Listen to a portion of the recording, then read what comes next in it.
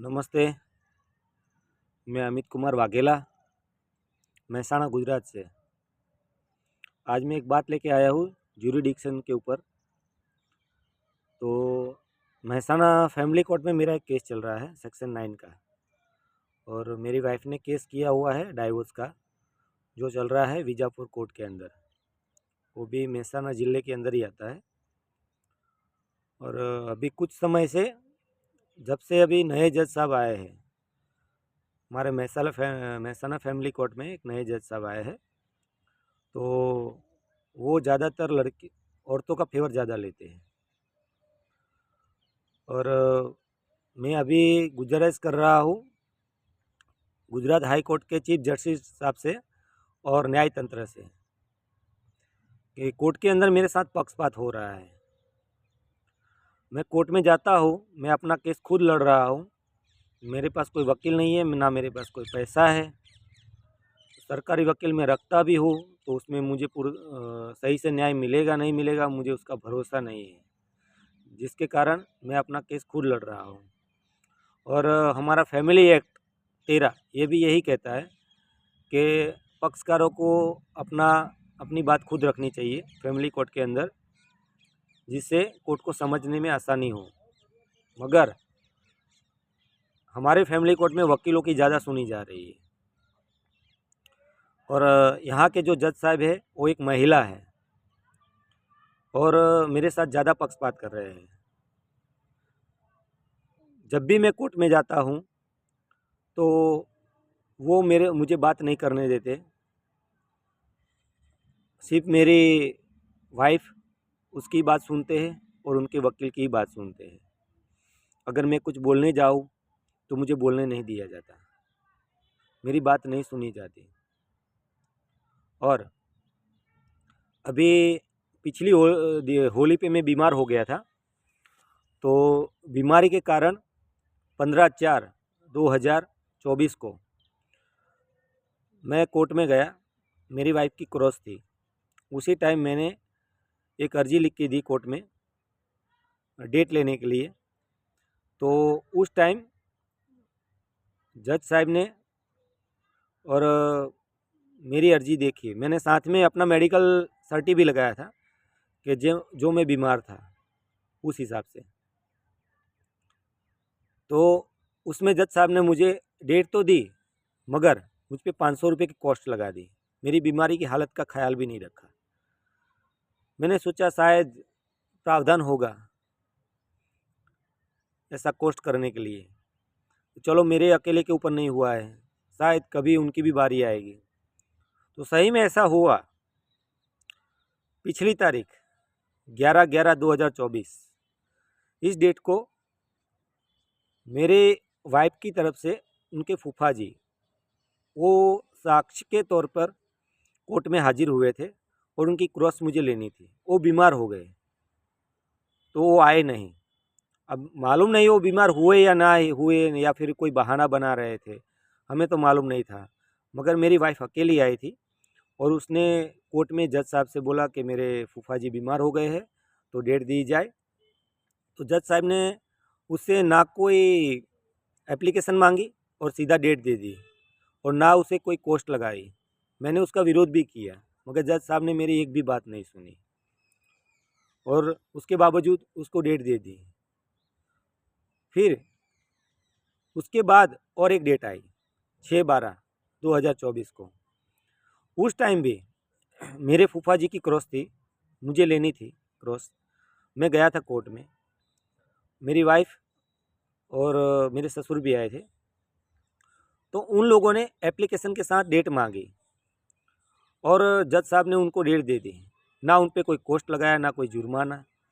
मैंने उसके बात का विरोध भी किया, लिखित में भी किया, मगर कोर्ट ने लेने से साफ इनकार कर दिया, और बोला जज साहब ने कि हमारे ऊपर है किसको डेट देनी है नहीं देनी है, किसको कॉस्ट लगाना नहीं लगाना है, ऐसा बोल के मुझे बिठा दिया। मेरी बात नहीं सुनी गई। और उसी दिन मेरी वाइफ ने कोर्ट के सामने, यानी जज साहब के सामने, एक बात रखी कि मेरा पति घर पे आता है, मुझे गाली गलौज करता है, हल्ला मचाता है, तो इसके लिए आप उसके ऊपर कोई कार्यवाही कीजिए ताकि ये मुझे परेशान ना करे। तो जज साहब ने मेरी बात नहीं सुनी, क्या सच्चाई है वो नहीं जानी और मुझे कस्टडी में बिठा दिया, कोर्ट कस्टडी में, अंदर ही कोर्ट में। और मेरी बीवी को जाने के लिए बोला, आप चली जाओ, आप जाओगे उसके बाद हम आपके पति को यहाँ से जाने के लिए बोलेंगे। अब बताइए कहाँ का प्रावधान है? क्या जो क्रिमिनल केस लग सकता है, जो मेरी बीवी ने बात रखी थी, उसमें अगर वो चाहे तो पुलिस के पास जा सकती थी, पुलिस के पास केस कर सकती थी। अगर ऐसा अगर कोई सच्चाई बनी है, ऐसा अगर कोई घटना बनी है, कोई हकीकत है, तो वो पुलिस स्टेशन जा सकती थी। ये एक क्रिमिनल केस बनता है, गाली देना, धमकी देना, हल्ला मचाना, बेवजह किसी को परेशान करना। तो ये अगर इस पे क्या फैमिली कोर्ट संज्ञान ले सकती है? नहीं ले सकती। फिर भी उन्होंने गलत तरीके से मुझे वहाँ बिठा दिया और मुझे नहीं जाने दिया। उसके जाने के बाद मुझे जाने दिया और उसकी एप्लीकेशन पे ना कोई कॉस्ट लगाई। और फिर 19/11/2024 को मुझे विसनगर की कोर्ट में मेरी वाइफ का डाइवोर्स का केस था, उसमें मुझे जाना था। दो डॉक्टर आने वाले थे, उसकी क्रॉस मुझे लेनी थी।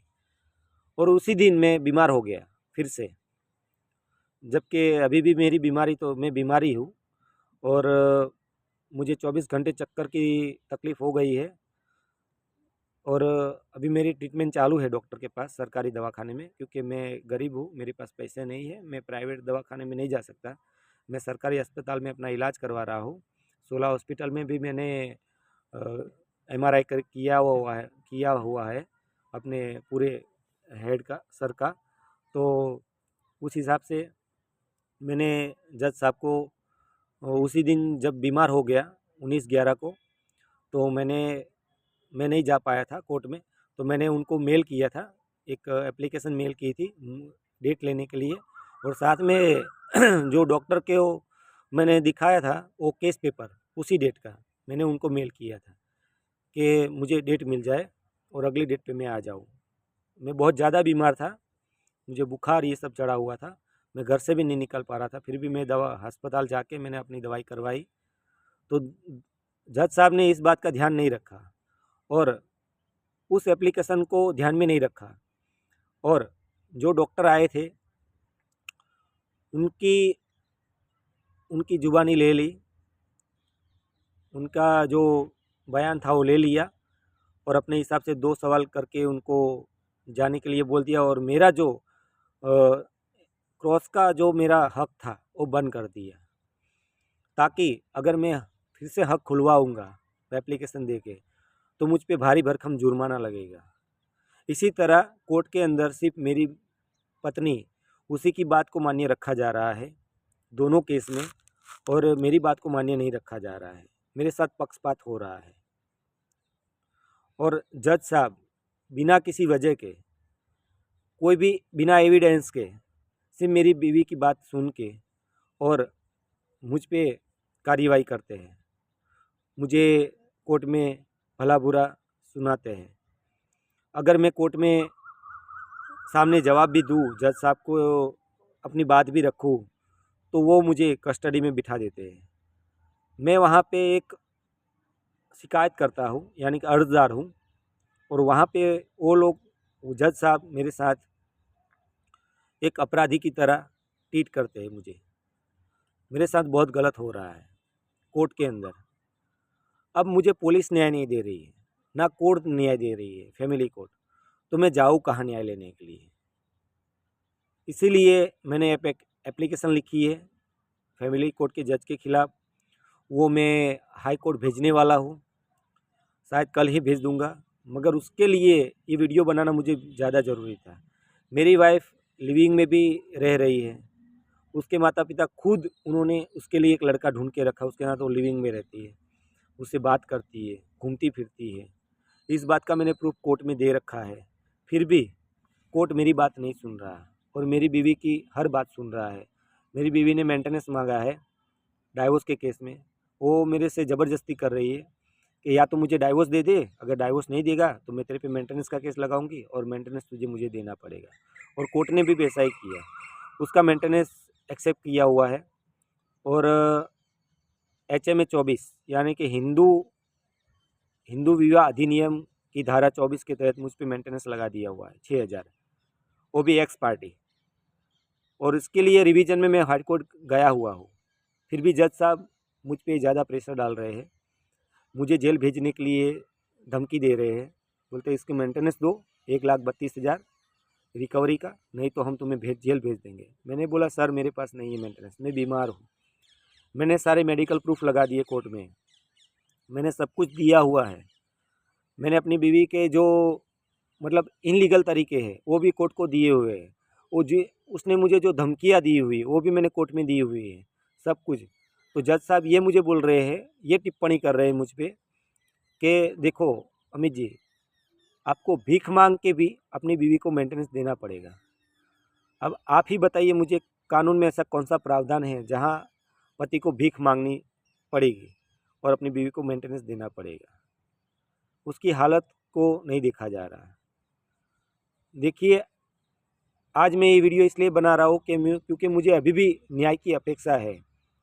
कई लोग गलत कदम उठा लेते हैं इसी चलते, क्योंकि अगर उसकी वाइफ उसके साथ गलत करती है, उसके पति के साथ, तो उसके पास एक आशा रहती है कि वो कोर्ट में जाएगा तो कोर्ट से उसे न्याय मिलेगा, कोर्ट उसकी बात सुनेगी, उसके साथ सही न्याय करेगी।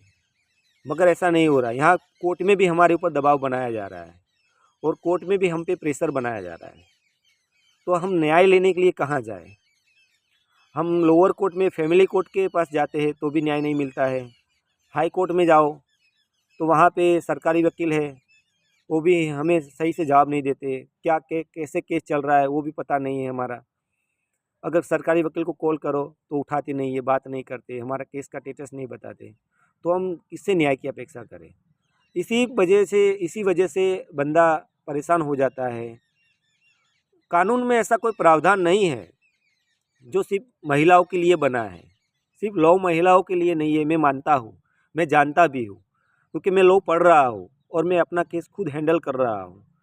बिना लॉ पढ़े मैं केस नहीं लड़ सकता, बिना प्रोसीजर जाने मैं अपना केस हैंडल नहीं कर सकता। मैं जानता था, इसलिए मैंने अपना प्रोसीजर, मैंने कोर्ट की प्रोसीजर को जाना, मैंने लॉ पढ़ा और मैंने इसी तरीके से मैंने केस को हैंडल कर रहा हूँ। मगर फैमिली कोर्ट सिर्फ वकील को ही मान्यता देती है। क्यों? जबकि वकील बाध्य है कोर्ट के अंदर, जानती है फैमिली कोर्ट, पक्षकारों का कोई भी बात मान्य नहीं है वहाँ पे। ऐसा क्यों?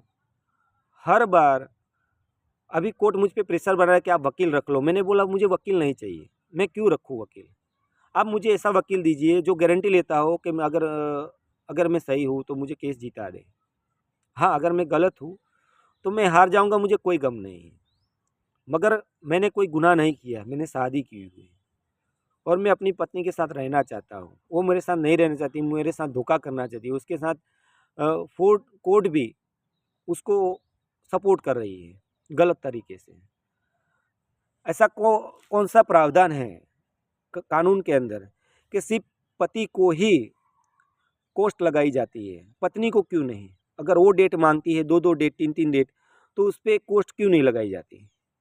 उसको क्यों दंड नहीं किया जाता? आज मैं एक बार मुझ पे कोस्ट लग गई बीमारी की वजह से, तो भी आज मैं डर की वजह से, बीमार होते हुए भी मैं कोर्ट में जाता हूँ, कोर्ट में हाजिरी देता हूँ। केस मेरा है, मैं पक्षकार हूँ, मैं अपनी प्रॉब्लम वहाँ नहीं रख सकता। अगर रखता भी हूँ तो नहीं सुनी जाती, फिर भी मैं वहाँ कोर्ट में जाता हूँ किसी भी परिस्थिति में। तो वो परिस्थिति कोर्ट नहीं देखती है मेरी, क्यों नहीं देखती है? और मेरी पत्नी अगर कोर्ट को ये भी बोल भी दे मुँह से कि बिना प्रूफ के कि मेरे घर में ये प्रॉब्लम है, ये हो रहा है, वो हो रहा है, फलाना ढीमका, तो कोर्ट मान लेती है, उसको ना कोई कोस्ट लगाती, कुछ भी नहीं। तो ये पक्षपात क्यों? क्या कानून में ऐसा प्रावधान है कि भाई औरत को कोस्ट नहीं लगाई जाती, या सामने पक्ष को जो नहीं आते कोर्ट में उसको कोस्ट नहीं लगाई जाती, सिर्फ पति को ही लगाई जाती है? ऐसा कोई प्रावधान नहीं है, फिर भी मुझ पे ही कोस्ट लगती है हर बार और मेरा ही हक बंद कर दिया जाता है। तो ये जो पक्षपात हो रहा है, इसकी वजह से आज मुझे फैमिली कोर्ट के जज साहब, उसका मैं नाम लूँगा, या मैं खुल के नाम लेना चाहता हूँ, उसका नाम है बेनाबेन एस चौहान, जो हमारे मेहसाना फैमिली कोर्ट के जज है। एक लेडीज़ है और लेडीज़ का फेवर ज़्यादा करते हैं। मैंने देखा है हर बार उनको, कई लोगों के साथ पक्षपात करते हो, मगर वो लोग के पास वकील है, शायद उनके वकील उनको आगे जाने से मना करते होंगे, उनको आगे नहीं जाने देते होंगे, वो भी परेशान है, मगर बेचारे डर की वजह से आगे नहीं आते, वो अपनी बात नहीं रख पाते, मगर मैं रखता हूँ। अगर मेरी बात पे भरोसा नहीं है तो कोर्ट की जिस जिस डेट की मैंने मेरी बात की, उसके अलावा भी आप कोर्ट में जिस डेट पे मैं गया हूँ कोर्ट के अंदर, वो सारी डेट की आप अगर सीसीटीवी फुटेज निकालेंगे तो पता चल जाएगा कि मेरे साथ क्या अत्याचार हो रहा है कोर्ट में। मैं न्याय लेना चाहता हूँ, मैं कोई गलत कदम नहीं उठाना चाहता।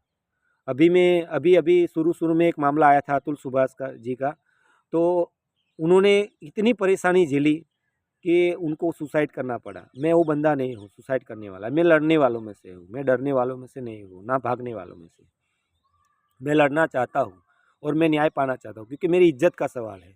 अगर मैं मर गया तो जो मेरी इज्जत पे दाग लगा है वो नहीं मिटेगा मेरे मरने के बाद भी, और वो दाग मेरी फैमिली को भी परेशान करेगा। मेरा एक 5 साल का बच्चा है, जो मेरी आगे की जो मेरी वाइफ है, जिसके साथ मैं लिविंग में रहता था, मैं शादी नहीं की थी, जबकि वो चली गई थी हमें छोड़ के दूसरे के साथ। उसका मेरा एक बच्चा है 5 साल का, आज उसकी ज़िम्मेदारी मेरे ऊपर है। मेरी मम्मी बीमार है, उसकी ज़िम्मेदारी मेरे ऊपर है। मेरी बहन है एक 30-32 साल की, उसकी ज़िम्मेदारी भी मेरे ऊपर है। मगर आज मेरी बहन खुद जॉब करके हम मेरे पूरे परिवार का वो मतलब ख़्याल रखती है और पूरा खर्चा उठाती है। मेरी दवाई का खर्चा भी वही उठाती है। तो कोर्ट ये नहीं देखती कि इंसान की दिक्कत क्या है, तकलीफ़ क्या है। इस तकलीफ़ को देखा जाए और मुझे न्याय दिलाया जाए। और मैं यही चाहता हूँ कि मेरा केस ये जो जज साहब है, जज साहिबा है, उनके अंडर में नहीं चलाना चाहिए, या फिर इनकी पूरी इंक्वायरी होनी चाहिए और इनको पद पे से हटाया जाए, क्योंकि कई लोग ऐसे हैं जो परेशान हैं और कई लोगों के साथ मतलब अन्याय हो सकता है, वो ना हो। इसीलिए मैंने ये वीडियो बनाया है, क्योंकि इसके खिलाफ इनके खिलाफ मैंने ही आवाज़ उठाई है, और चाहे मुझे कोई सपोर्ट करे ना करे, मैं अकेला आवाज़ उठाऊंगा और मैं लड़ूंगा, आखिरी दम तक लड़ूंगा। मैं मरने वालों में से नहीं हूँ, मुझे मरना नहीं है। मैं जानता हूँ एक दिन मेरी मौत ज़रूर आएगी, और मेरी वाइफ ने भी मेरे ऊपर मेरे पीछे गुंडे लगा रखे मुझे मारने के लिए। देखिए, भगवान ने जीवन दिया है जीने के लिए, मैं बदनाम होकर जीना नहीं चाहता है, और ना मैं मर सकता हूँ। आज मेरी कंडीशन ऐसी है, ना मैं जी सकता हूँ ना मर सकता हूँ, मगर मैं खुद लड़ सकता हूँ और लड़ के अपना न्याय ले सकता हूँ। देखिए, आप देख रहे हैं कि मैं एक शमशान में बैठा हूँ और यहाँ बैठ के वीडियो बनाऊँ, इसलिए कि मुझे मालूम है कि एक दिन मुझे भी ऐसी जगह पे जाना होगा, और यहाँ हर किसी को आना है, कभी ना कभी तो आना है। तो मैं यहाँ हरदम बैठता हूँ, हरदम टेंशन में रहता हूँ, डिप्रेशन में रहता हूँ, फिर भी मैं कानून पढ़ता हूँ और पढ़ के भी मैं अपना रास्ता निकालता हूँ और जुरिडिक्शन को फॉलो करता हूँ, मगर मुझे फॉलो नहीं करने दिया जा रहा है, मेरी बात को नहीं सुना जा रहा है, मेरा हमेशा विरोध किया जा रहा है। मुझे न्याय दिलाया जाए। ऐसा ना हो कि हर लोगों की तरह मुझे भी गलत कदम उठाना पड़े। मैं नहीं चाहता कि मैं कोई गलत कदम उठाऊँ। मैंने पहले ही बोल दिया कि मैं मरने वालों में से नहीं हूँ, मगर मैं ऐसा भी कोई गलत कदम नहीं उठाना चाहता जिससे सामने वाले को कोई तकलीफ पहुँचे। और जब इंसान के पास कोई न्याय ही नहीं रहेगा, जब कोर्ट उसे न्याय ही नहीं देगी, तो इंसान जाएगा कहाँ, कैसे न्याय लेगा? फिर उसके पास तो एक ही रास्ता बचता है, आप समझ गए होंगे। तो मैं high court, Gujarat high court के चीफ जस्टिस साहब से मैं गुजारिश करता हूँ, मैं उनसे विनती करता हूँ कि मेरे वीडियो को ध्यान से लिया जाए और इस बात को गौर फरमाया जाए, और जो जज साहिबा है उनको अपने पद से हटाया जाए, उनकी पूरी इंक्वायरी होनी चाहिए और मेरे केस को भी देखा जाए, क्योंकि मेरे साथ अन्याय ना हो। और न्याय तंत्र से भी मैं यही गुजारिश करता हूँ कि ऐसे जो जजेस है जो पक्षपात करते हैं, सिर्फ लेडीज़ का फेवर करते हैं, जबकि कानून सिर्फ लेडीज़ का नहीं है, हम जेंट्स का भी है, मैं जानता हूँ, मैंने पढ़ा कानून। जो लोग बोलते हैं ना कि सिर्फ लेडीज़ का कानून है, सिर्फ महिला का कानून, नहीं, महिला का कानून नहीं, हम पुरुषों का भी कानून है, मगर उस कानून को आगे नहीं आने दिया जा रहा, उसे दबाया जा रहा है, उसको ना दबाया जाए और हमें भी लड़ने का मौका दिया जाए, हमें भी साबित करने का मौका दिया जाए, हमें भी केस करने का मौका दिया जाए। ऐसा नहीं है कि महिला को थोड़ी सी कलम में थोड़ी सी धाराएं दे दी है तो वो किसी भी हद तक जाएगी, कैसे भी झूठे मुकदमे डाल देगी। भाई हमारे पास भी प्रूफ है, हम भी मुकदमे कर सकते हैं उसके ऊपर, हमारा भी राइट है, मगर उस राइट को दबाया जा रहा है, मगर वो दबाया ना जाए, मैं ये कहना चाहता हूँ। और ये मैं वीडियो सिर्फ अपने लिए नहीं बना रहा, सभी लोगों के लिए बना रहा है जो लोग गलत तरीके से सुसाइड कर रहे हैं। मैं उनको बोल रहा हूँ सुसाइड मत करो, आप लड़ो, कानून सबके लिए है, मगर उस कानून को जहाँ दबाया जा रहा है उसका विरोध करो। आप जा सकते हो, हाई कोर्ट जाओ, सुप्रीम कोर्ट जाओ, हर जगह जाओ। जब कोई रास्ता नहीं बचता है तो बंदा क्या करेगा फिर? जब उसके साथ अन्याय हो रहा है, कोर्ट के अंदर ही है, अगर उसको परेशान किया जा रहा है, उसका जो राइट है उसको अनदेखा किया जा रहा है, तो फिर बंदा क्या करेगा? उसके पास कौन सा राइट होगा? फिर वो क्या करेगा? उसको गलत कदम नहीं उठाना है, फिर भी उठाना पड़ेगा। मैं नहीं चाहता, प्लीज़ मुझे हेल्प कीजिए। मैं high court, Gujarat high court के चीफ जस्टिस साहब से मेरी गुजारिश है कि मैं इतना ज़्यादा पढ़ा लिखा भी नहीं हूँ, मैं 12 तक पढ़ा हूँ, फिर भी मैं अपना केस लड़ रहा हूँ बड़ी मुश्किल से। अभी मेरी आर्थिक स्थिति भी ख़राब है और मेरे पास पैसे भी नहीं है, मैं उसको नहीं दे पा रहा हूँ। उसे मेरे साथ रहना नहीं है, वो धोखा दे रही है मुझे, और धोखे से चली गई है, सिर्फ 1.25 महीना रह के चली गई है। मैं आज भी उसको रखने के लिए, उसके साथ रहने के लिए तैयार हूँ। अगर वो बोले तो मैं उसके घर रहने के लिए चला जाता हूँ, मगर ये कोर्ट नहीं देखती है, सिर्फ यही देखती है कि आप अपनी पत्नी को मेंटेनेंस दो, पैसा दो, बस। पैसा ही सिर्फ हल नहीं है, मैं जानता हूँ कानून में प्रावधान है और मेंटेनेंस किस हक से बनाया गया है, मैं ये भी जानता हूँ साहब कि किस परिस्थिति में महिला को मेंटेनेंस दिया जाता है। ऐसा नहीं है कि पढ़ी लिखी महिला है जो जानबूझकर अपने पति से अलग है, हो चुकी है, जो अपनी गलती छुपाने के लिए अपने पति पे झूठी मुकदमे डाल के अलग हुई है और अलग से रह रही है, अपनी मनमानी करी, उसको मेंटेनेंस दिया जाता है, ऐसा नहीं है, मैं जानता हूँ। मगर हमारे हक को दबाया जा रहा है, इस हक को ना दबाया जाए। प्लीज़ मेरे वीडियो पे गौर फरमाइए और मुझे न्याय दिलाइए। मेरे साथ जो गलत हो रहा है उस गलत को वो थोड़ा देखिए और उसमें से मुझे बाहर निकालिए। मैं गलत कदम नहीं उठाना चाहता, मैं अभी भी बोल रहा हूँ।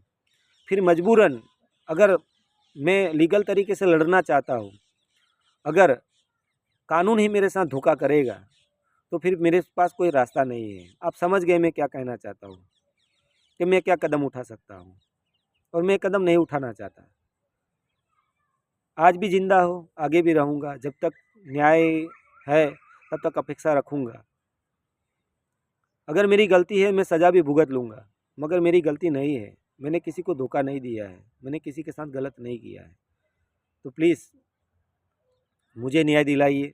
जो जज साहब मेरे साथ गलत कर रहे हैं उनको, उनके ऊपर इंक्वायरी होनी चाहिए, उनके मतलब उनके केस को देखा जाए। मैंने कई बार उनको 2 बार आरटीआई भी लगाई, उन्होंने मेरी आरटीआई खारिज कर दी, सिर्फ ये कहकर कि आपने जिन नमूने के तहत आरटीआई मांगी है वो आपको देने पात्र नहीं है। अब तो कौन सा नमूना है? नमूना कहीं तो है आरटीआई में, जो हर जगह हर सरकारी जहाँ पे हर सरकारी जो कर्मचारी है, हर सरकारी कचहरी वहाँ पे लगता है। और कौन सा नमूना है? मुझे कहते भी नहीं है, सिर्फ ऐसे ही मेरी आरटीआई खारिज कर देते हैं, ना मुझे जवाब देती है, ना मेरी बात को रखने देते हैं। तो मेरा क्या होगा? मैं कोर्ट में क्या करूँ? सिर्फ हाथ बांध के खड़ा रहूँ, पक्षकार हूँ, फिर भी मैं अपनी बात ना रखूँ? नहीं रखूँगा तो फिर भी ऐसे ही केस मेरा उड़ जाएगा। ऐसा क्यों? प्लीज़ हेल्प होनी चाहिए मेरी भी। मैं फिर से अपना नाम कहना चाहता हूँ, मेरा नाम है अमित कुमार छगन भाई वाघेला, महसाना गुजरात से। और महसाना के फैमिली कोर्ट में और विसनगर की फैमिली कोर्ट में मेरे साथ अत्याचार हो रहा है, ये ना हो, इसीलिए मैं अपने केस को ट्रांसफ़र करवाना चाहता हूँ। इसलिए मैंने एप्लीकेशन भी लिख के रखी है और ये एप्लीकेशन मैं हाई कोर्ट में देने वाला हूँ। शायद मैं पोस्ट कर दूँगा, बहुत 1-2 दिन में वहाँ आ जाएगी एप्लीकेशन, वो भी प्रूफ के साथ। मैं प्रूफ भी भेजूँगा जो मैंने बोला है।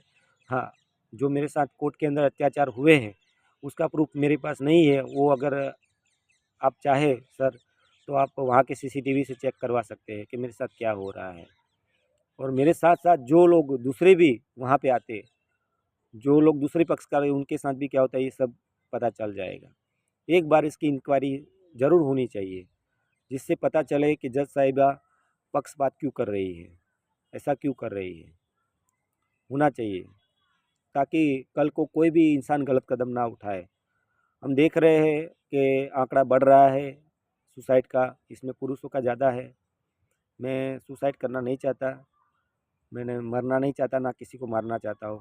मैं कोई गलत कदम नहीं उठाना नहीं चाहता। मैं न्याय लेना चाहता हूँ। मुझे मालूम है कानून हमारे लिए भी है, और इसी कानून के तहत मैं न्याय लेना चाहता हूँ।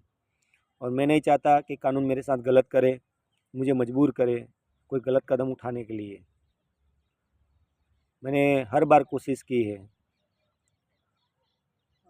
हर तरीके का मैंने ट्राई किया है पत्नी को मनाने का। मेरी पत्नी कहाँ रहती है वो भी मुझे मालूम नहीं है, और मुझे मेंटेनेंस देने के लिए मजबूर किया जा रहा है। मैं क्यों दूँ मेंटेनेंस? मैं उसे रखना चाहता हूँ, उसे लाना चाहता हूँ घर, उसके साथ रहना चाहता हूँ, उसके साथ जीवन व्यतीत करना चाहता हूँ। उसने मेरी लाइफ ख़राब की है, मैंने उसकी लाइफ ख़राब नहीं की है, तो मैं उसे मेंटेनेंस क्यों दूँ? मैं बीमार हूँ। बीमार व्यक्ति को जेल में डालने का कौन सा प्रावधान है? सीपीसी में ऐसा कौन सा प्रावधान है? सीआरपीसी में ऐसा कौन सा प्रावधान है? मैं देखना चाहता हूँ। फिर भी गलत तरीके से मुझे धमकी दी जा रही है कोर्ट के द्वारा, और सामने पक्ष के द्वारा, उनके वकील द्वारा। उनके वकील मुझे बार बार टोने मारते रहते कोर्ट में, मुझे गलत तरीके से बदसलूकी से मुझे बुलाते हैं। मेरे साथ कई बार बदसलूकी की है उन लोगों ने कोर्ट में। मेरी वाइफ मुझे हमेशा नीचा नीचा दिखाने की कोशिश करती है, कोर्ट के अंदर, कोर्ट के बाहर भी, पब्लिक के बीच में मेरी बदनामी करती है, बदनक्शी करती है। तो मैं ये न्याय कहाँ लूँ? मैं हर तरीके का केस कर सकता हूँ, मैं उस पर करूँगा भी, ऐसी बात नहीं है, मगर ये केस को मान्य तो रखा जाए कोर्ट में, इसको अलाउड तो किया जाए। जब केस अलाउड नहीं होते, जब पुरुषों के पास लड़ने के लिए कानून है, वो उस कानून को दबाया जाता है, तभी पुरुषों को गलत कदम उठाना पड़ता है। प्लीज़ मेरी आपसे विनती है, मुझे न्याय दिलाओ। जज साहिबा जो है उनके ऊपर इंक्वायरी बिठाओ, उनके ऊपर भी कानून लगना चाहिए कि वो गलत ना करे किसी के साथ।